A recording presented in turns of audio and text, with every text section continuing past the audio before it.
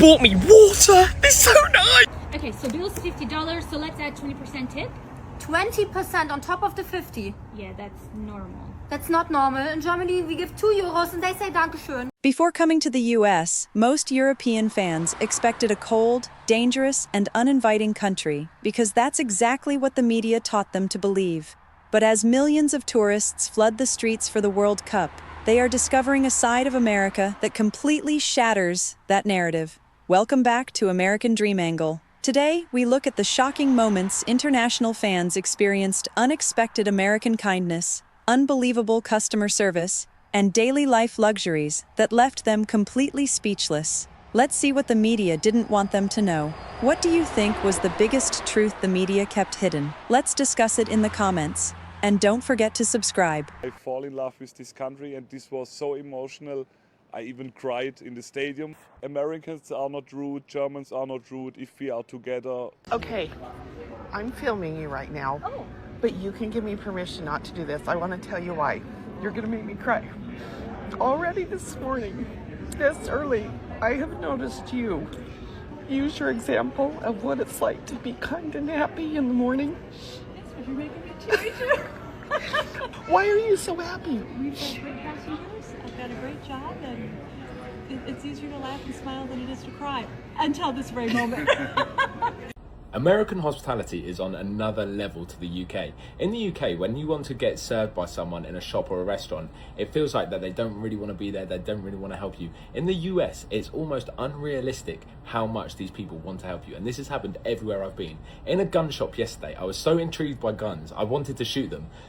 Southern hospitality is genuinely a real thing here in the US. It is insane. Let me tell you why. The people I have met here in America, and especially people from the South, have been the most friendliest. Have you guys ever experienced any culture shocks traveling abroad? The culture shock coming back to the States is harder for me. Yeah. It's my own culture, and I'm like, ooh, really don't like that. It feels significantly faster here and less authentic. I'm taking my European girlfriend to have American barbecue for the very first time. We're going to a place in Tuscaloosa, Alabama. Do it.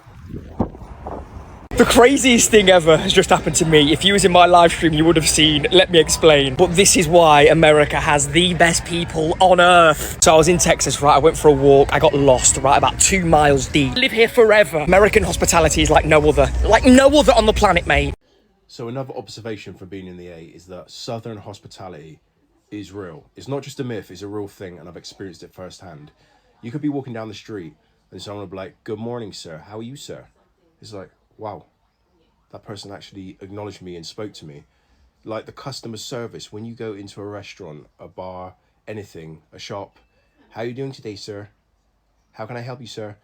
Like, it's good manners, and people seem to be happy to be working, doing their job. And we met in Hawaii 4 years ago, and we haven't seen each other in 4 years. Crazy reunion. Yes, and we're going to be asking her biggest culture shocks about Norway as she came to visit. Let's go. Number one thing that I really loved was just how accessible nature is in this city. It is the coolest thing. You have the mountains in your backyard. You have the ocean right there. Yeah. That was definitely the coolest thing, for sure. Oslo can't say the same.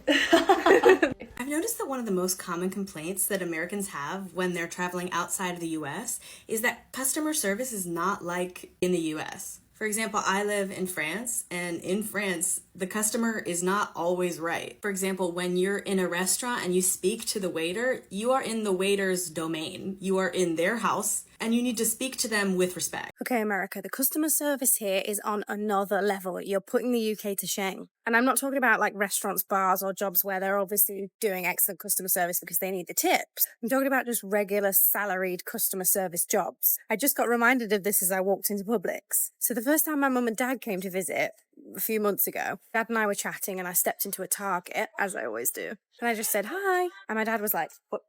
Who are you talking to?" And it was just the guy who was collecting the trolleys. He was pushing them in. He saw us come in. He said hi. And my dad was like, "Are you sure he was talking to us?" Which is a prime example of how I was when I first moved here, because it was just so shocking. Tell me why I have only just found out that Americans get free refills when they go out for dinner. Yeah, literally go anywhere and you can get an unlimited free drinks. This has never been a thing anywhere I have been in the UK, Europe. If you haven't heard already, the Seattle Public Utility installed 7 of these refill stations all around Seattle in preparation for FIFA, because there's going to be a lot of people here. So just in case you get thirsty or dehydrated, they installed 7 of these refill stations. Free samples? Yeah, they're unlimited.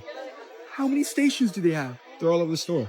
Cheers. Okay, they're giving out shots of vodka at Costco.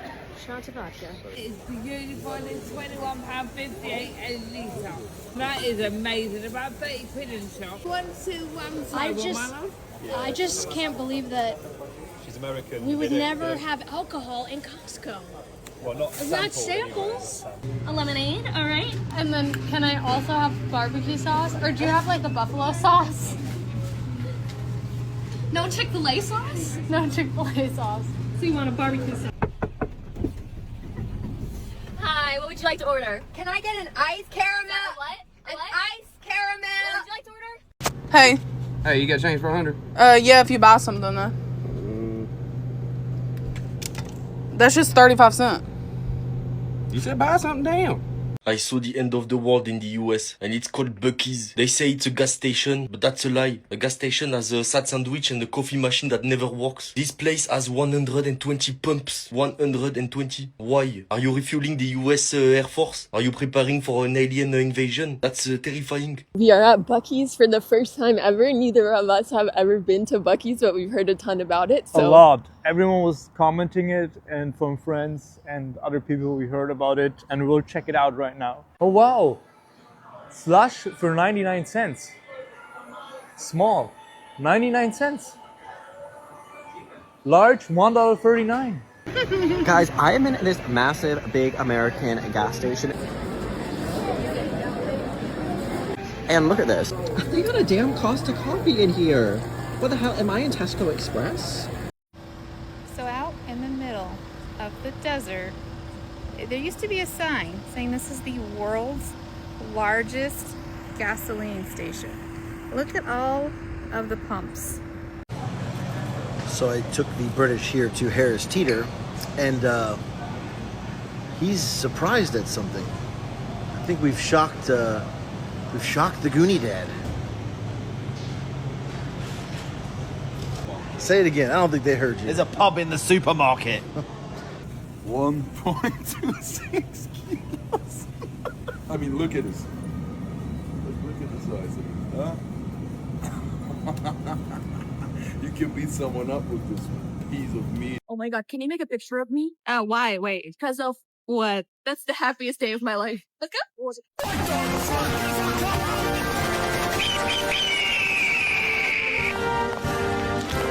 Tell me that doesn't look American.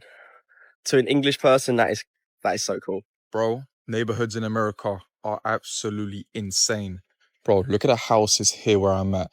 This looks just like a movie. The pavement's different. The roads are wide. I'm going to take you guys to the end there because, bro, at the end of the road, there is a crazy big house in the corner. I need you guys to see this. This is the house I was talking about. Look how insane that is. And the crazy part is it's literally on the corner. So they've got the view of all this place here. I am on my way to go ruin someone's day. Let's go make them cry.